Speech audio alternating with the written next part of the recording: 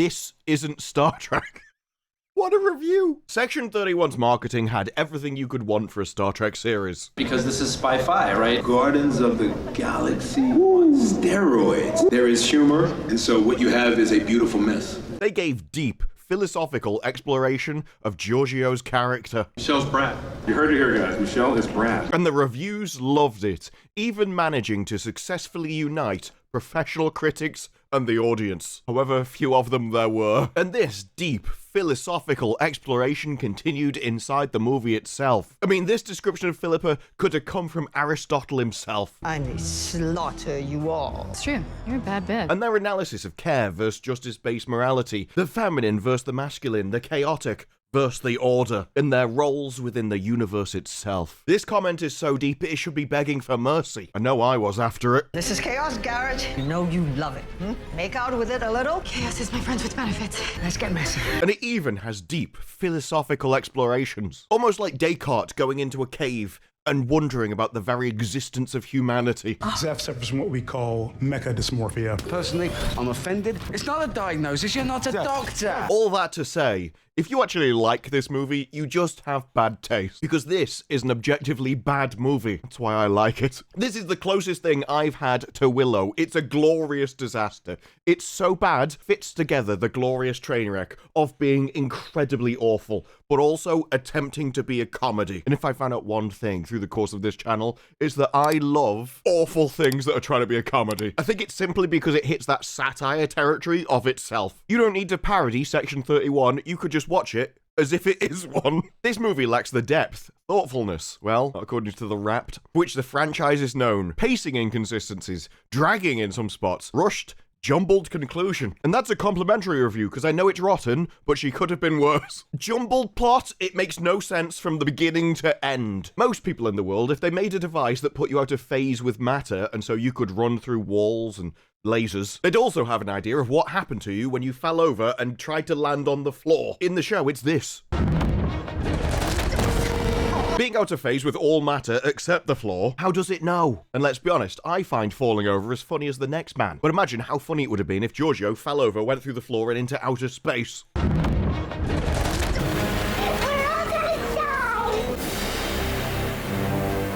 I would have pissed myself. She just falls over, roll end credits, GG. Is it possible for a movie to be evil? Well, this one is. If an industry is evil, does that make the products of it evil? I think it does. You might be onto something here. And if Paramount has any sense of shame or decency, of course they don't, they're Hollywood. Are you insane? This is based in an area where we don't have snow. It's like, yeah, you do. It's just located in your bathrooms. It will now shutter the entire company and auction off its assets to the lowest bidder. Based.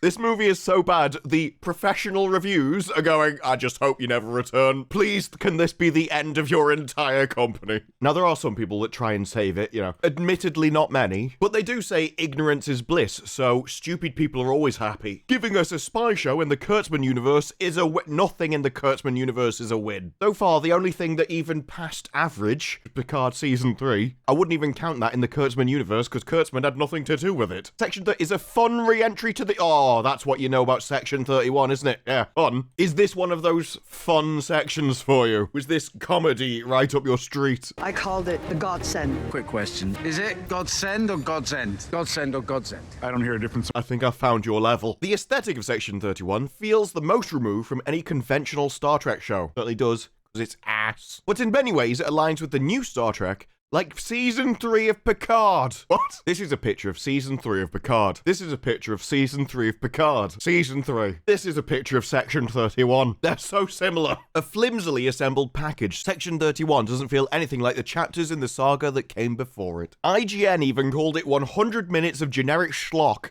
containing only trace elements of Star Trek. And they gave it a 2, something that previously people didn't even think was possible. It's best just to consider Section 31 as an aberration and move on. I'm dispatching a warning buoy to other ships to avoid this area of space and warp out of here. It will infuriate Star Trek fans and bore everybody else. IGN is supposed to be inclusive, and yet they didn't include me in that statement with my rather unique taste. I'm not somebody who's slowing down to look at a car crash. I'm getting out next to them and laughing in their face. That's where my entertainment entertainment comes from. It's rote, derivative, and doesn't even look good. And Michelle Yeoh is the only thing keeping our movie from getting a 1, our lowest score. Michelle's Brad. You heard it here, guys. Michelle is Brad. It's true. You're a bad bitch. That's $12 million well spent then, isn't it? She's not even that good in the movie. I mean, she tries. She tries to be intimidating. It's just impossible when you're Michelle Yeoh. She's reached that point in time where to be intimidating, she'd have to take on more of a sort of intellectual role. She'd have to be the evil planner in the background with other people being the muscle. Doesn't have any. They don't do that in this movie. No, she just takes on everybody. Not that the people she's taking on or even working with are really people in the first place. Much like other people in Hollywood and California, they don't really have personalities. What they are in 2025 is identity groups. They're basically tick boxes, and the movie even describes them as such. There's the Cameloid, shapeshifter. Mech, heavy on artillery, low on IQ. She's got a stick so far up her backside, it's coming out her mouth. Delta, a walking honey trap. She's my favorite though as the femme fatale. As everybody knows, there's nothing men like more than bald women. That's why they wear wigs all the time and hair extensions. I mean, I don't know who's giving them advice that that's attractive, but I think we might be in Narnia. This is the movie where whatever the film hoped to accomplish, it ultimately reflects nothing of the legacy it's supposed to uphold. Not Section 31 at all. The people writing this have no concept of what Section 31 is, and I don't think they're capable of it. I think it's just too complex for them to even understand in the first place. These are just really basic, low-down, low-quality people who can't comprehend what Star Trek was even meant to be. Well, you could say that, well, they haven't watched Star Trek. I think even if they did, they wouldn't understand it. They'd just be watching it going, this is about lasers, lights, and phaser things. Any kind of moral conversation goes over their head because they don't have any, and they're not able to conceptualize in the first place. This is a film without any purpose other than to get Yeoh back on the screen. To be fair, Variety wrote an entire article about Star Trek where they basically admitted it. She won an award, we've got to get her back. And hopefully suck a few more subscribers to Paramount Plus. 250 ratings. I think we could safely say that's not happened. It's a promise the movie can't keep. Michelle Yeoh's megawatt of charisma. Some campy fun. That's just what I want in a movie about Section 31. Carry on films. What we needed was the leader of the gang. Just looking at Michelle Yeoh going, I'm free! Mr. Humphries, is he free?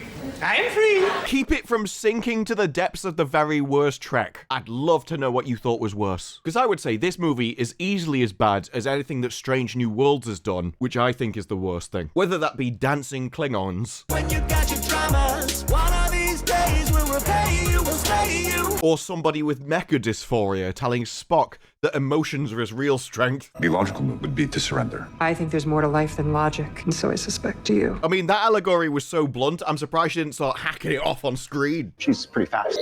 They're fast. They, not she. I've never felt like a she. I believed that I could see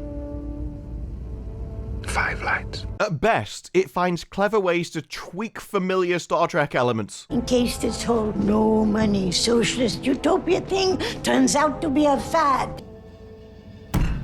It didn't find anything. What it tried to do a lot of the time is just take J.J. Abrams' Star Trek, which most people agree isn't really Star Trek. At worst, it comes off as a try-hard pretender, full of stale quips and faux edgy characters. Well, basically what this channel's based off, I can't really criticize that. Without my stale quips, where would I be? And just to give you a grasp of like how bad the reviews are for this, we're gonna start as a rotten and keep scrolling until we find a fresh. Just still got, oh, there we go, Rachel Hunt. Oh no, Rachel Hulsh. That is 10 bad reviews in a row. A joyless succession of repetitive fight scenes and explosions. Section 31 is for die-hard Trekkies. Oh, get out of here. Wash your mouth out with soap, you cretin. This was made for you. I'm Captain Christopher Pike. That's me. Computer and program? Never mind. Disability tropes strongly undercut Section 31's inclusivity. That just sums it up. Even the people you pander to despise your movie. It will never be enough for them, so why are you trying? And I know it's because you're one of them. Yes, you're evil too, but come on. Why can't the bean counters at the top realize you just need to fire all of these people? Her name is Lili. Even her parents weren't creative. Mediaversity reviews? What on earth is that? Oh my god, I found my answer. I can't believe this is a real thing. But if it is a real thing, the correct response to this is point, laugh, and humiliate. I can't believe you thought that was a thing that needed to be done. Don't put it on your pissing website. Everybody has it, not everybody.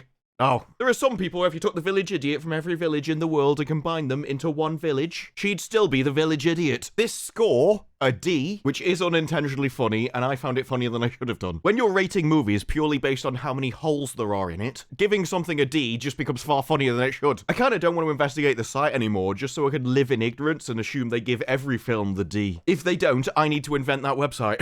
They don't even bother to talk about the quality, they only bother to talk about which hole people get in friction in.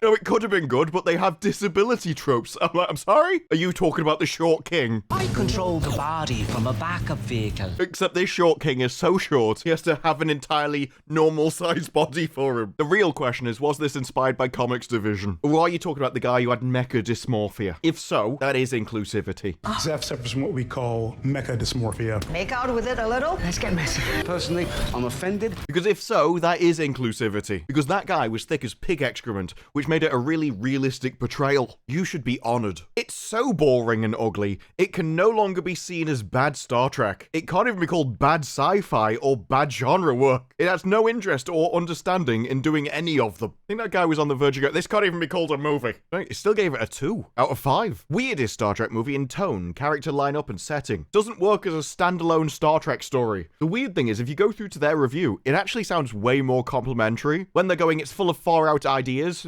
maybe too many. That sounds like they're going, I've got too much of a good thing, actually. What's being forgotten is that Star Trek is often at its most effective in its quieter moments, where philosophy, rather than the firing of photon torpedoes, is to the fore. I admit it takes exceptional people to do what we do, and yet you violate those principles as a matter of course in order to protect them. Radio Times, one of the few reviewers to actually understand Star Trek. Congratulations. And especially Section 31. It's different. Too different. Maybe when Star Trek is good, don't try and change it into what you like. This conversation's over. This is the end of the conversation. Captain, if I could. You can't. Right, but I had this as The conversation's over. On your knees, Spock.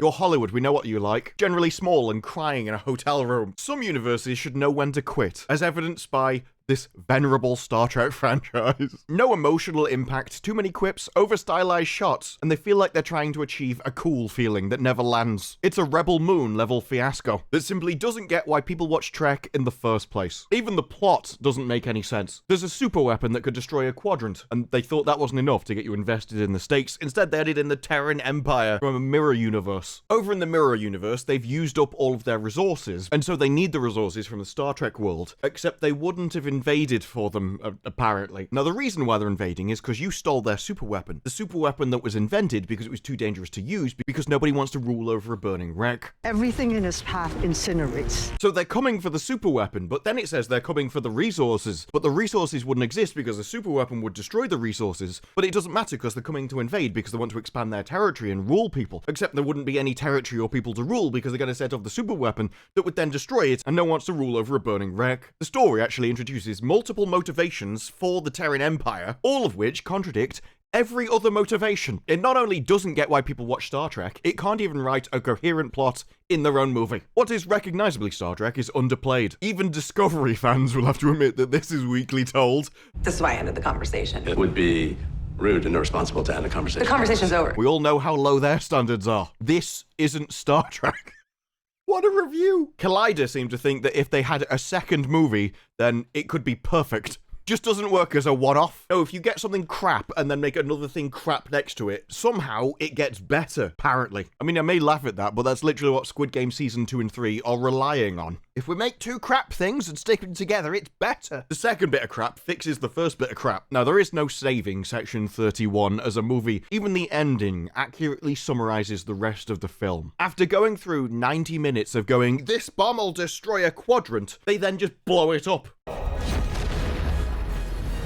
Philippa Georgiou's arc is saying, no one can defeat me except me, and then at the end of the movie, outsmarting herself, despite the only thing she had to outsmart being, there is no turning off this bomb. There is no way to cancel it. There is no safety mechanism. And so she outsmarts herself by just blowing it up, which was inevitable. Except somehow, because she detonated it in a portal between two realms, rather than the bomb going into every realm and destroying two quadrants, one in each universe. Instead, nothing gets destroyed. At least I think nothing gets destroyed, because it doesn't tell you. You just know that they survive. It's true. You're a bad bitch. So at best, they wiped out hundreds of trillions of people on the other side of the galaxy in the Terran Empire, a significant amount of which were innocent. Or she detonated it in this portal, the portal contained it, and it closed the portal, and we don't know why. It was never explained, and they didn't even come up with some sci-fi technobabble for it. Just because people say show not tell doesn't mean that the tell isn't actually required, so we know what on earth has happened. No, on an objective scale, there is no saving this movie. Where just as Willow, if you combine a crap story with crap characters, and then you make them try and be funny, well, we transcend into some new level of comedic genius. I enjoyed this movie simply because I cackled my way through it. This was like if Madam Web attempted to be a comedy. Yeah, it's awful, but it's so awful, it's almost self-aware, to the point where it becomes a parody of itself. And the glee I feel at knowing that this is the best thing